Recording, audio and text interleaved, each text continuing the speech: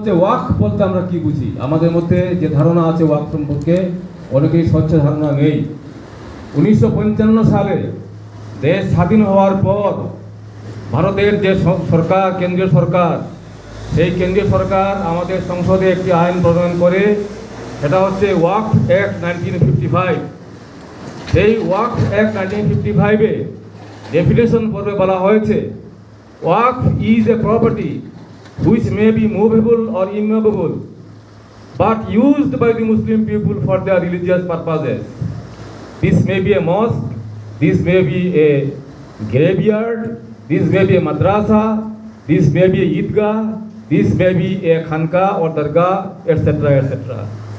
অর্থাৎ মুসলমান জনসাধারণ তাদের ধর্মীয় কাজের জন্য যে সমস্ত সম্পত্তি, সেটা স্থাবর হতে পারে, অস্থাবর হতে পারে, মুভেবল অথবা ইমুভেবল হতে পারে, সেই সম্পত্তি যখন আল্লাহর নামে যদি কেউ দান করে যায়, যাকে ওয়াকফ আল-লিল্লাহ বলা হয়, সেই আল্লাহকে ওয়াস্তে যে দান করা সম্পত্তি, যেখানে মানুষ নামাজ পড়ে, মানুষ যেখানে মরে গেলে পরে কবর দেয়, আমাদের ছেলে মেয়েদের পড়বার জন্য মক্তব মাদ্রাসা যেখানে তৈরি করা হয়, ঈদের নামাজ পড়বার জন্য ঈদগাহ তৈরি করা হয়, এছাড়াও পীরস্থান, দরগা, মাজার ইত্যাদি যেগুলি আছে, সেই সমস্ত সম্পত্তি যেগুলি স্থাবর এবং অস্থাবর, কিন্তু মুসলমান জনসাধারণের ধর্মীয় কাজে ব্যবহার করার জন্য ব্যবহার করা হচ্ছে ফ্রম টাইম ইমেমোরিয়াল, যুগের পর যুগ, মাসের পর মাস, বছরের পর বছর ধরে, সেই সমস্ত সম্পত্তিকে বলা হয় ওয়াকফ প্রপার্টি বা ওয়াকফ সম্পত্তি।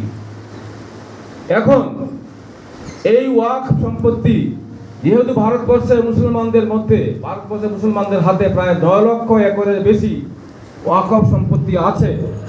ভারতবর্ষের যে মিলিটারি বা আর্মি এবং ভারতের যে স্বাস্থ্য বিভাগ, এই স্বাস্থ্য বিভাগের পরেই মুসলমানদের যে ওয়াকফ প্রপার্টি, সেই প্রপার্টির গুরুত্ব এবং তার পরিমাণ খুব বেশি।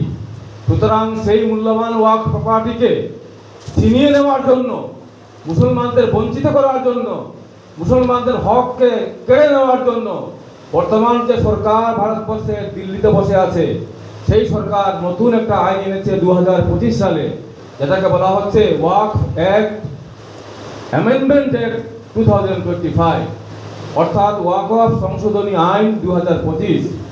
এই আইনে বলা হচ্ছে, আগে যে আমাদের বিভিন্ন রাজ্যের যে ওয়াকফ সম্পত্তি, সেটা রক্ষণাবেক্ষণের জন্য যে ওয়াকফ বোর্ড গঠন করিত হতো, সেখানে যতজন সদস্য, সেই সদস্যরা থাকতেন মুসলমান ছাড়া অন্য ধর্মের কোনো লোক সেখানে ওয়াকফের যে কমিটি, যে বোর্ড, সেই বোর্ডে থাকতে পারবে না। এবং তার পরিচালনা করার জন্য যে চিফ এক্সিকিউটিভ অফিসার বা সেক্রেটারি রাজ্য স্তরে আছে বা কেন্দ্রীয় স্তরে আছে, তাকে অবশ্যই মুসলমান হতে হবে এবং তাকে একজন গেজেটেড অফিসার হতে হবে। ত্রিপুরা রাজ্যের যে ওয়াকফ বোর্ড, সেই বোর্ড যখন প্রথম 1980 ইংরাজিতে প্রতিষ্ঠিত হয়, কংগ্রেস সরকার যাওয়ার পর যখন বামফ্রন্ট সরকার আসে, তারা নতুনভাবে ঢেলে সাজিয়ে গঠিত করেছিল। সেখানে আমি রাজ্য কমিটির সদস্য ছিলাম, মহকুমা কমিটির সেক্রেটারি ছিলাম, এমনকি কেন্দ্রীয় কমিটিতেও আমাকে ত্রিপুরা সরকার আমার নাম পাঠিয়েছিল কেন্দ্রীয় কমিটির সেন্ট্রাল ওয়াকফ কাউন্সিলের সদস্য হিসাবে। যাই হোক, শেষ পর্যন্ত আমি ত্রিপুরা সিভিল সার্ভিস জয়েন করি, যার ফলে সেদিকে আমি অগ্রসর হতে পারিনি। কিন্তু ওয়াকফ সম্পত্তি যেগুলি আছে আমাদের এলাকাতে, কৈলাসহর সাব ডিভিশনে বা পাশাপাশি সাব ডিভিশনগুলিতে, সেগুলিকে আমরা ওয়াকফ যেহেতু ওয়াকফ হিসাবে কোনো তালিকাভুক্ত ছিল না। ওয়াকফের প্রথমেই নিয়ম ছিল যে প্রত্যেকটি ওয়াকফ সম্পত্তিকে গেজেট নোটিফিকেশন হতে হবে, অর্থাৎ ত্রিপুরা রাজ্যের যে গেজেট, সেই গেজেটের মধ্যে আমাদের যে সমস্ত মসজিদ, যে সমস্ত মাদ্রাসা, যে সমস্ত মক্তব, যে সমস্ত ঈদগাহ, যে সমস্ত পীরস্থান, যে সমস্ত কবরস্থান, যে সমস্ত মাজার ইত্যাদি আছে, সেইগুলিকে গেজেটের মধ্যে নথিভুক্ত করতে হবে এবং ওয়াকফ হিসাবে চিহ্নিত করতে হবে, তাহলে সেটা ওয়াকফ হবে। এবং কোনো ব্যক্তির নামে যদি থাকে, তাহলে ব্যক্তি সেটাকে তার নামে জুত হিসাবে ব্যবহার করতে পারবে না। যেহেতু এটা হচ্ছে আল্লাহর নামে দেওয়া, আল্লাহর সম্পত্তি, কোনো ব্যক্তি তার মালিক হতে পারে না। কোনো মসজিদের মালিক কোনো ব্যক্তি হওয়ার ক্ষমতা নেই, কোনো গুরুস্থানের মালিক কোনো ব্যক্তি হতে পারে না। এটা আল্লাহকে ওয়াস্তে, এটাকে বলা হয় ওয়াকফ আল-লিল্লাহ। আর যদি কোনো ব্যক্তি তার নিজের সম্পত্তি তার ছেলে মেয়েদের নামে ওয়াকফ করে যায়, যাতে সেই সম্পত্তি সংরক্ষিত থাকে এবং পরবর্তীতে কোনো মানুষ তার উপর হস্তক্ষেপ করতে না পারে, যাতে হস্তান্তরিত না হয়, তাকে বলা হয় ওয়াকফ আল আওলাদ। সুতরাং ওয়াকফ হচ্ছে দুই ধরনের, ওয়াকফ আল লিল্লাহ, আল্লাহর বাস্তে ওয়াকফ, মসজিদ মাদ্রাসা এগুলো হচ্ছে ওয়াকফ আল লিল্লাহ। আর আমার জায়গা সম্পত্তি যদি আমি আমার ছেলে মেয়েদের নামে যদি আমি ওয়াকফ করে যাই, তাহলে সেটা হবে ওয়াকফ আল আওলাদ। যেহেতু আমাদের এই ভারতবর্ষের মধ্যে 200, 300, 400, 500 বছর আগে মসজিদ হয়েছিল, মাদ্রাসা হয়েছিল, বক্তব্য হয়েছিল, গুরুস্থান হয়েছিল, দরগা হয়েছিল। মঈনুদ্দিন চিশতি রহমতুল্লাহ আলাইহির যে দরগা আজমির শরীফে, সেই দরগা এখন বলা হচ্ছে সেখানে নাকি মন্দির ছিল, এবং সেই মন্দিরকে ভেঙে মুসলমান সম্রাটরা, দিল্লি সম্রাটরা সেখানে মঈনুদ্দিন চিশতি রহমতুল্লাহ আলাইহির মাজার তৈরি করেছেন। সম্বল যে জামা মসজিদ আপনারা জানেন, সম্বল জামা মসজিদের নিচে একটা মন্দির আছে বলে সেখানে ASI, archaeological survey of India, সেখানে খোঁড়াখুড়ি কাজ করছে, এবং সেইখানে আজকে মুসলমানরা নামাজ পড়তে গেলে তাদের ইনকোয়ারি করে, চেকিং করে ঢুকতে হয়। মসজিদের বাইরে কোনো মানুষ নামাজ পড়তে পারে না। মথুরায় একটি ঈদগাহ আছে, শাহী ঈদগাহ, সেই ঈদগাহকে বলা হচ্ছে সেখানে নাকি শিব মন্দির ছিল। এইভাবে প্রত্যেকটা মসজিদের ভেতরে তাদের শিব মন্দির, না হয় কালী মন্দির, না হয় এই মন্দির সেই মন্দির, এগুলি ছিল। এইভাবে ASI অর্থাৎ আর্কিওলজিক্যাল সার্ভে অফ ইন্ডিয়া, যেটা কেন্দ্রীয় সরকারের প্রতিষ্ঠান, যা দপ্তর, সেই দপ্তরে কাজে লাগিয়ে খোঁড়াখুড়ি করছে এবং মুসলমানের সম্পত্তিকে ছিনিয়ে নেওয়ার জন্য একটা অত্যন্ত ভিন্ন এবং জঘন্য প্রয়াস। আর সেই জন্যই আজকে মুসলমানদের হাতে যেহেতু 9 লক্ষ একরের বেশি সম্পত্তি আছে, ওয়াকফ সম্পত্তি, সেই জন্য এই ওয়াকফ সম্পত্তিকে ছিনিয়ে নেওয়ার জন্য কেন্দ্রীয় সরকার এই 2025 সালের ওয়াকফ সংশোধনী আইন দিল্লিতে যে সংসদ আছে সেই সংসদে তারা পাস করে নিয়েছে। মুসলমানদের MP মাত্র আছেন 30 জনের মতন। 30 জনের মতন MP থাকা সত্ত্বেও দেখা গেছে মুসলমান ছাড়াও ধর্মনিরপেক্ষ যে সমস্ত রাজনৈতিক দল, সেই রাজনৈতিক দলের MPরা সমর্থন করেছেন এবং 232 জন মানুষ ওয়াকফ বিলের বিরুদ্ধে তারা ভোট দিয়েছেন। কিন্তু বিহারের নীতিশ আর অন্ধ্রপ্রদেশের নাইডু, এই দুইটা মোদিকে সাহায্য করার কারণে, তার সঙ্গে হাত মেলানোর কারণে সেখানে দিল্লিতে আজকে সংসদের মধ্যে 288 ভোটে এই ওয়াকফ আইন পাস হয়ে যায় এবং রাষ্ট্রপতি দ্রৌপদী মুর্মুর কাছে যায়। সেখানে যেতে সময় লাগে, যত সময় লেগেছে দস্তখত দিতে তার চেয়ে আর কম সময় লেগেছে, এত তাড়াতাড়ি কাজ হয়ে গেছে। যেখানে বিভিন্ন রাজ্যের গভর্নরদের কাছে বিভিন্ন কেন্দ্রীয় সংসদের বিভিন্ন বিল রাষ্ট্রপতির দরবারে পড়ে আছে বছরের পরে বছর, সুপ্রিম কোর্টের অর্ডার থাকা সত্ত্বেও সেই বিলে রাষ্ট্রপতি বা গভর্নররা সব দস্তখত দিচ্ছে না। কিন্তু ওয়াকফ আইনটা যাওয়ার সঙ্গে সঙ্গে দ্রৌপদী মুর্মু সাথে সই দিয়ে দিয়েছে। এটা মুসলমানরা অত্যন্ত ক্ষিপ্ত হয়ে গেছে। কেননা এই ওয়াকফ সংশোধনী বিল কেন এটা খারাপ হচ্ছে, কেন আমাদের পক্ষে এটা ক্ষতিকারক এবং মারাত্মক, সেটা আমি বলছি। সেখানে বলা হচ্ছে যে ওয়াকফের যে বোর্ড হবে, সেই বোর্ডের মধ্যে 2 থেকে 12 জন লোক থাকবে অমুসলমান। এখানে আইন ছিল আগে 1955 এবং 1995 ইংরাজির যে আইন, 1923 ইংরাজির যে আইন, সেই আইনে বলা হয়েছিল যে প্রত্যেকটি ওয়াকফ বোর্ডের মধ্যে, ওয়াকফ কাউন্সিলের মধ্যে সমস্ত সদস্য তারা থাকবে মুসলমান ধর্মের মানুষ, ইসলাম ধর্মের মানুষ, মুসলিম সম্প্রদায়ের লোক, অন্য কোনো লোক থাকতে পারবে না। কারণ অন্য সম্প্রদায়ে যে সমস্ত পূজা অর্চনার যে সমস্ত জায়গা আছে, খ্রিস্টানদের গির্জা আছে, হিন্দুদের মন্দির আছে, বৌদ্ধদের বুদ্ধ বিহার আছে, জৈনদের আছে, শিখদের গুরুদ্বারা আছে, সেখানে তাদের ধর্মের লোক ছাড়া অন্য কোনো মানুষকে তো জায়গা দেওয়া হয় না। তাহলে আমাদের যে ওয়াকফ সম্পত্তি, তাকে রক্ষণাবেক্ষণ করার জন্য যে বোর্ড, তাকে রক্ষণাবেক্ষণ করার জন্য যে সমস্ত কমিটি এবং যে সমস্ত কাউন্সিল, সেন্ট্রাল কমিটির কাউন্সিল যেটা আছে, সেইখানে 2 থেকে 12 জন সদস্য থাকবে অমুসলমান, অর্থাৎ অন্য সম্প্রদায়ের লোক। দ্যাট ইজ কম সংখ্যায় থাকবে মুসলমান, বেশি সংখ্যায় থাকবে মুসলমানদের বিরোধী মানুষ।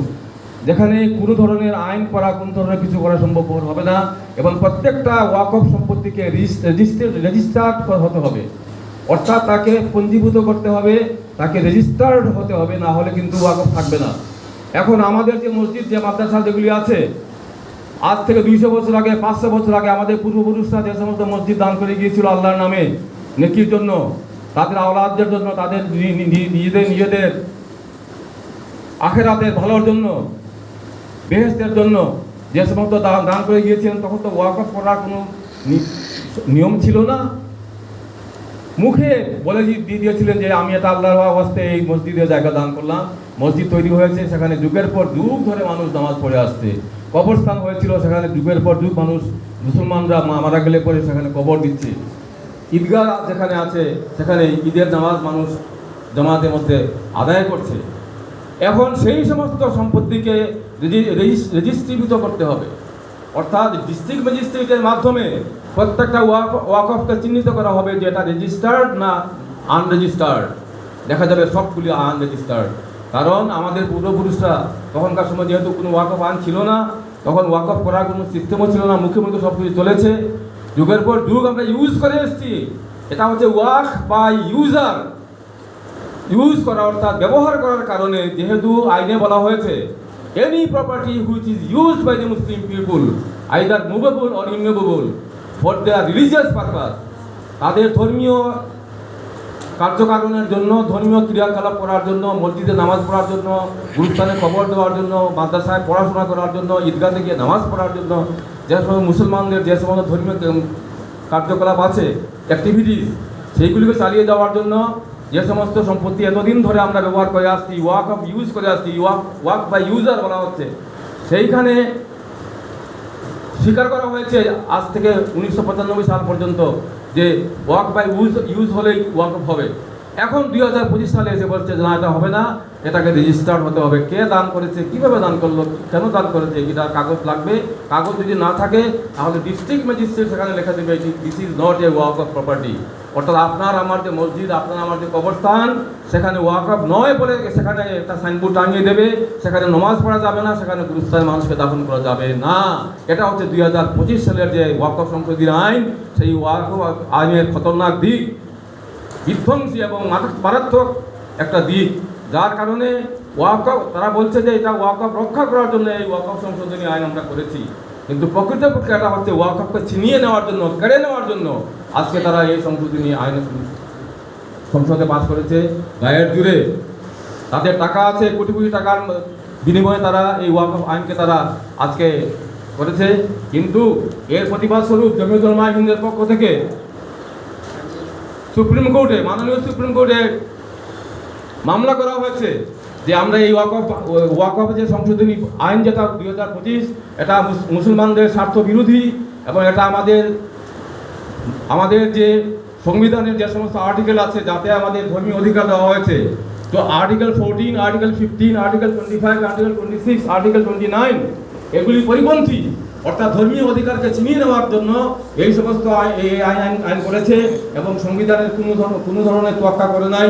সংবিধানের যে আর্টিকেল, সেই আর্টিকেলকে বিদ্যাঙ্কুশ দেখিয়ে, বুড়ো আঙ্গুল দেখিয়ে তারা এই আইন করেছে। সুতরাং আমরা এর প্রতিবাদ করি। এই জন্য জমিয়তুল উলামা হিন্দ থেকে শুরু করে অনেক লোক, আসাদুদ্দিন ওবেসি আপনার নাম শুনেছেন, হায়দ্রাবাদের এমপি, MIM এর সেই এমপি সাহেব, তিনি এবং আরও বহু ব্যক্তি, প্রায় 100 জনের বেশি, এর মধ্যে মুসলমানদের থেকে হিন্দু সংখ্যা বেশি, তারা এই ওয়াকফ আইনের বিরুদ্ধে মামলা করেছেন অনারেবল সুপ্রিম কোর্টে। জাস্টিস খান্নার কোর্টে প্রথম ছিল, খান্না চলে গেল রিটায়ারমেন্টে, বলে গেল যে আমার পরবর্তী যিনি আসবেন মিস্টার BR গাওয়াই, উনি এটা বিচার করবেন। মিস্টার BR গাওয়াই এবং মিস্টার মাসি, দুইজন জজ, এদের কোর্টে, এদের এজলাসে 3-4 দিন লাগাতার শুনানি হলো। সরকার পক্ষে তুষার মেহতা সলিসিটর জেনারেল, আর ওয়াকফের পক্ষে তথা আমাদের পক্ষে এবং গণতান্ত্রিক মানুষের পক্ষে, মুসলমানদের পক্ষে যারা সওয়াল করলেন তারা হচ্ছেন কপিল সিব্বাল, অভিষেক মনু সিংভি, রাজীব ধাওয়ান, খুশিজি আহমেদি, এই ধরনের আরও খুরশিদ আলম, বড় বড় বিচক্ষণ আইনজ্ঞ ব্যক্তিরা আমাদের পাশে দাঁড়িয়েছেন। দাঁড়িয়ে তারা এটা যে সংবিধান বিরোধী হয়েছে এবং মুসলমানদের স্বার্থ বিরোধী, এটা ধর্ম নিরপেক্ষতার বিরুদ্ধে একটা ষড়যন্ত্র, এবং মুসলমানদের সম্পত্তিকে ছিনিয়ে নেওয়ার জন্য এটা করা হয়েছে, এর পক্ষে সওয়াল করেন এবং সলিসিটর জেনারেলকে নাস্তানাবুদ করেন। সলিসিটর জেনারেল বারংবার কোর্টে তাকে ক্ষমা প্রার্থনা করতে হয়েছে যে এটা আমি বলেছিলাম ভুল হয়েছে, ওটা আমি বলেছিলাম আমার বলা ঠিক হয়নি, ইত্যাদি ইত্যাদি সরি বলে সে কোনো ক্রমে করেছে। এখন গরমের ছুটি হওয়ার কারণে সুপ্রিম কোর্ট বন্ধ আছে এবং সুপ্রিম কোর্টের রায়দান স্থগিত রাখা আছে। এটাকে they have kept it reserve, they have not declared any verdict or they have not announced any result of the court case regarding the properties of waqf in favor of either Muslim people or in favor of the central government of India.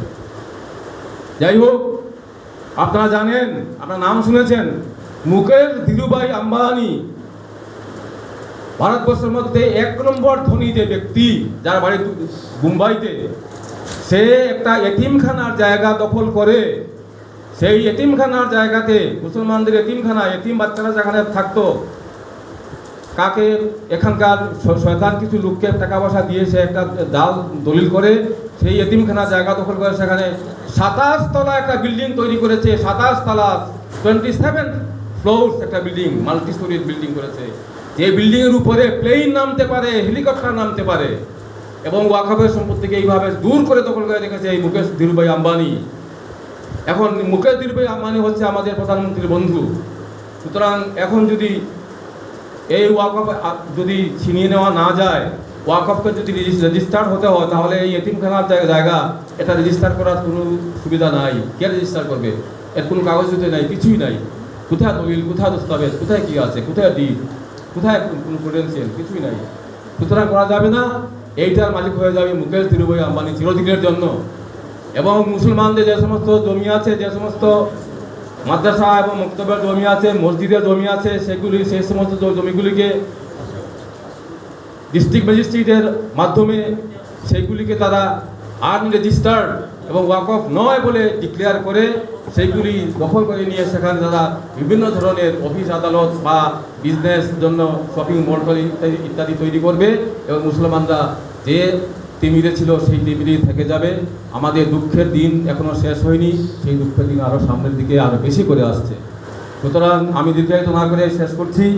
এই ওয়াকফ আইনের যেটা আইন করেছে দিল্লি সরকার, মুসলমান বিরোধী সরকার, যে মুসলমানদের ভোটের জন্য বলে যে মুসলমানের ভোটের প্রয়োজন নাই, হিন্দুস্তানে যে 20 কোটি মুসলমান আছে তাদের ভোট আমাদের লাগে না, আমাদের বাকি যে 120 কোটি মানুষ আছে তাদের ভোট হলে চলবে।